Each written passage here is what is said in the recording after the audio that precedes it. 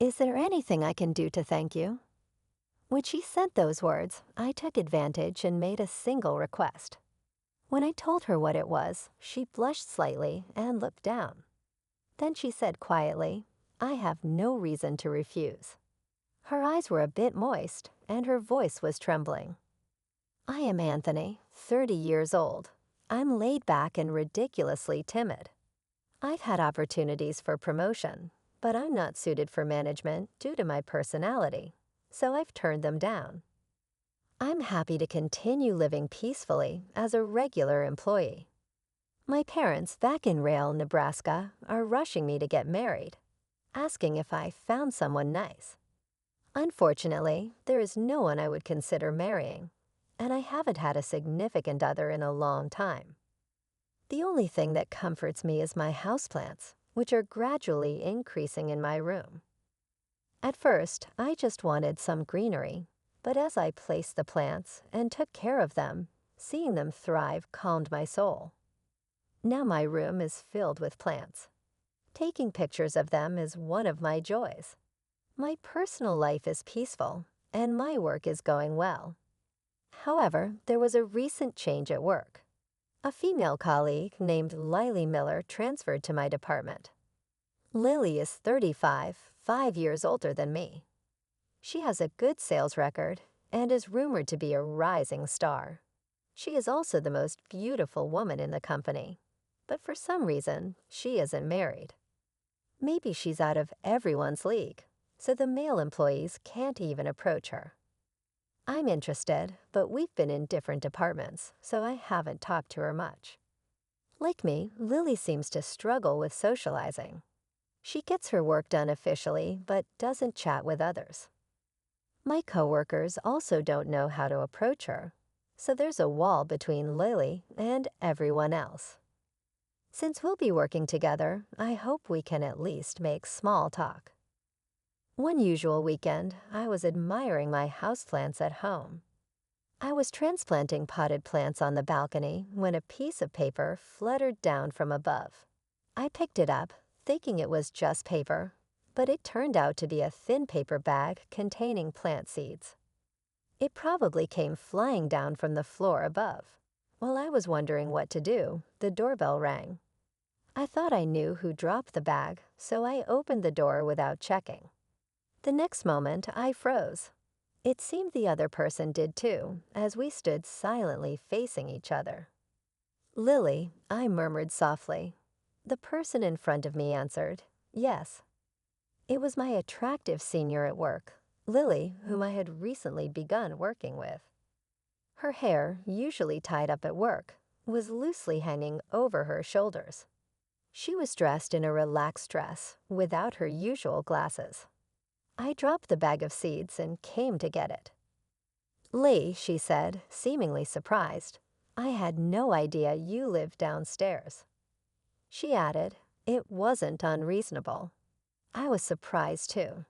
Such coincidences do happen, don't they? Later, Lily told me she had moved into this apartment building 3 months ago. Since Lily and I had different off-duty times before the transfer, we hadn't run into each other. I tend to stay at home on my days off. While we were both surprised by the coincidence, I returned the bag of seeds to Lily. "Thank you so much.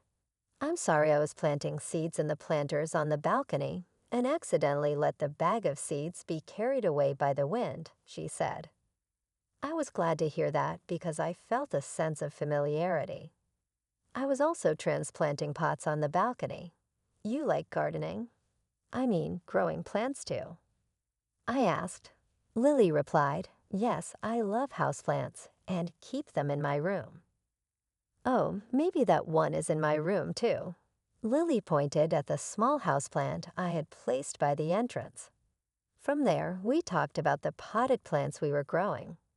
I was surprised to learn that Lily lived upstairs, but even more surprised that she, who always seemed to put up walls and worked methodically, was talking so much and so lively, especially when talking about plants. She had such a soft and gentle expression. Seeing her like that, I thought she was adorable. There seemed to be a gap between her work and private life, and I think that's what attracted me to her. From that day on, Lily and I began to communicate privately as well. Although most of our conversation was about plants, it was a lot of fun exchanging information about plant shops and growing methods through messaging. One day, she expressed interest in a large houseplant in my room, so I invited her over. Knowing that we were only going to talk about hobbies, I was still nervous to invite a woman into my room. As a thank you for inviting her, she brought some sweets. The way she can be so thoughtful makes her even more wonderful, I thought, and I probably had romantic feelings for her. I began to realize my feelings. I was staring absent-mindedly at Lily in my room when she muttered, "Camera." My cellular camera was sitting in her line of sight. I do a bit with the camera too. I take pictures of houseplants and post them on my blog. It's fun, and it's a way to connect with fellow plant lovers, I explained. Really, she said, but she seemed more fascinated by the plants in the room than the camera.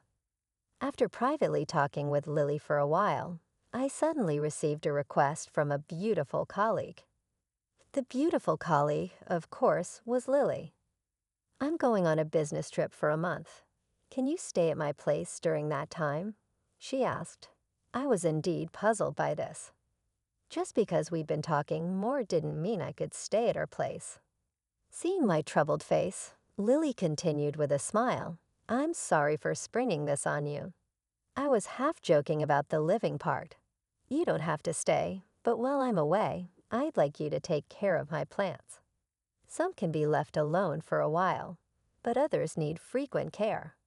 This is my first time being away so long, and I'm really at a loss. My parents live out of state, so they can't come help." I felt relieved upon hearing that. Apparently, she doesn't have friends she can casually ask to take care of them. I know what kind of plants she has in her room, and I understand how to take care of them. Plus, Lily's house is right above mine, so it's easy to get there. But isn't it careless to let a man into a woman's apartment? I thought. But she reassured me by saying, "You're the only one I can ask. I trust you." I was pleased with those words. It wasn't that she was asking just anyone, but that she trusted me specifically to ask for my help. She persisted, and in the end I agreed. I did it because she was in trouble, nothing more. It's definitely not because I was asked by the beautiful colleague I have a soft spot for, looking up to me. The night Lily went on her business trip, I, who had been entrusted with the spare key, headed to her house. Entering a woman's home when she wasn't there was a first for me, and I was filled with trepidation. Inside the room, there were as many houseplants, or more, as in my room. Each leaf was lush, and the stems were strong. It showed that she was taking good care of them.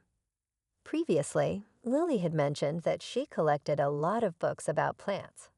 She had told me that I could look at anything on her bookshelf when I visited during her trip, so I immediately checked to see what books were there.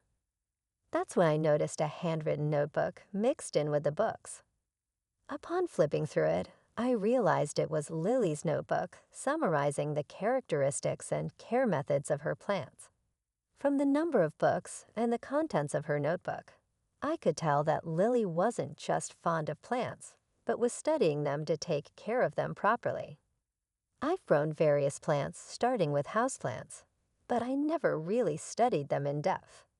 But as I looked through Lily's notebook, I began to enjoy it and became engrossed in reading her plant books and her compiled notebook in her room while she was away on business.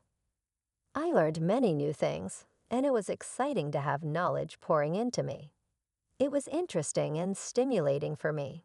I thought I was just going to take care of her plants in her place, but I ended up enjoying thrilling days beyond my imagination.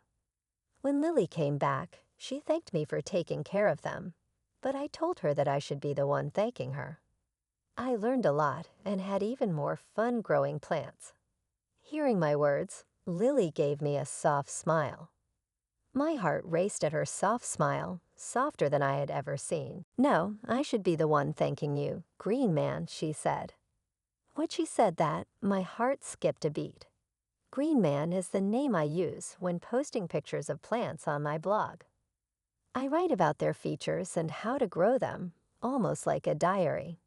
I started it just to keep a record for myself, but sometimes I get comments from fellow plant enthusiasts. I've been writing since I was young because it allows me to connect with people who share the same hobby. I had told Lily about writing the blog, but I had mentioned that I write under the name Green Man. I wondered how she knew. As I was thinking this, Lily told me a story about something that happened at a company she used to work for. It was a so-called toxic workplace that imposed a harsh environment with bullying, unpaid overtime, and no holidays. Apparently, she became physically and mentally worn down because of it. That was when she discovered Green Man's blog. I've always liked plants, but never had the time to grow them myself. The pictures of plants on the blog and the peaceful diaries of living with them were healing for me. "I visited almost every day," she said. "I had no idea Lily had such a past." I've also been in a situation where I became depressed because my relationship with my boss and my previous company didn't go well. Growing plants was part of my therapy for depression. I was so weakened that I sent a message to Green Man on his blog saying, "Work is hard, and I don't have time to be healed by plants." He replied, "Quit your job and let's be healed by plants together." Hearing that, my memory came flooding back. I had indeed had such an exchange on my blog. Since she was talking about how hard it was to go to work, I couldn't see it as someone else's problem. I myself couldn't quit my job due to anxiety. But once I did, I realized that both my mind and body were becoming healthier. There's no need to be crushed by the company, so if it's tough, it's better to get out early. That's what I thought back then.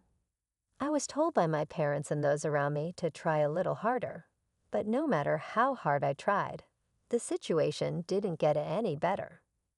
The first person to tell me that I could quit was Green Man, and I was glad and felt really relieved.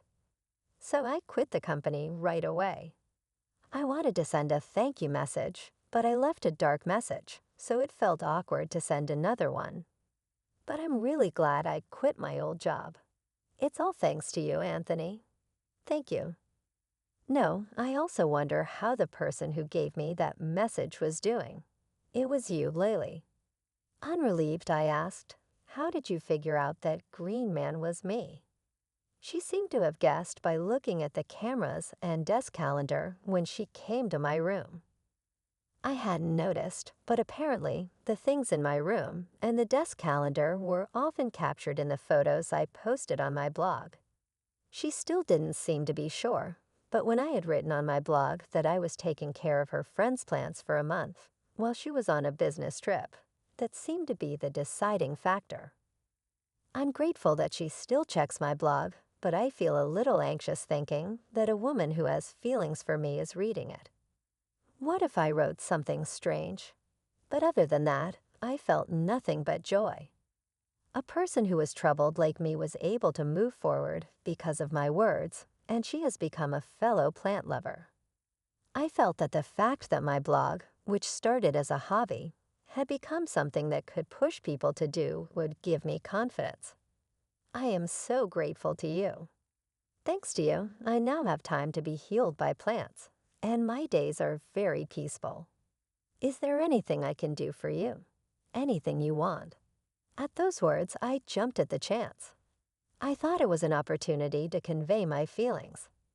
I don't know if I'll have another chance like this to talk at length again. I want you to let me express my feelings. I like you. The time I spend with you feels good, and I was happy to see a smile that I don't often see at work.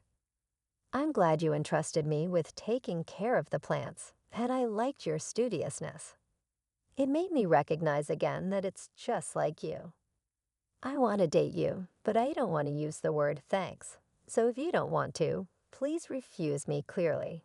That's my request. Lily listened to my confession with a surprised expression, but when she finished listening, she firmly responded, "Why would I refuse? It's more of a reward for me since I feel the same way." Her cheeks were slightly red as she said this. I didn't care what I looked like. I was so happy I struck a victory pose. Seeing me, she burst out laughing. Our relationship was going well, and there were changes at work too. She had been consulting me about communicating better with her colleagues. It seemed that her shyness was the cause of the perceived barrier between her and those around her. So I suggested that we put some houseplants in the office and make it a talking point. I had heard before that colleagues wanted something green, something soothing in the office. With everyone's consent, Lily and I took the initiative to place and take care of indoor plants. The cool-looking Lily turned out to love plants, and she became very talkative about them. Colleagues started talking to her more often. Lily herself seemed to enjoy the conversations with others. Her smiles increased at the office, and I couldn't be happier. "Anthony, you always push my back." "Thank you," she said. Her smile now is my greatest comfort. I used to think that only plants could heal, but I found a comfort greater than plants, and I'm deeply and truly content.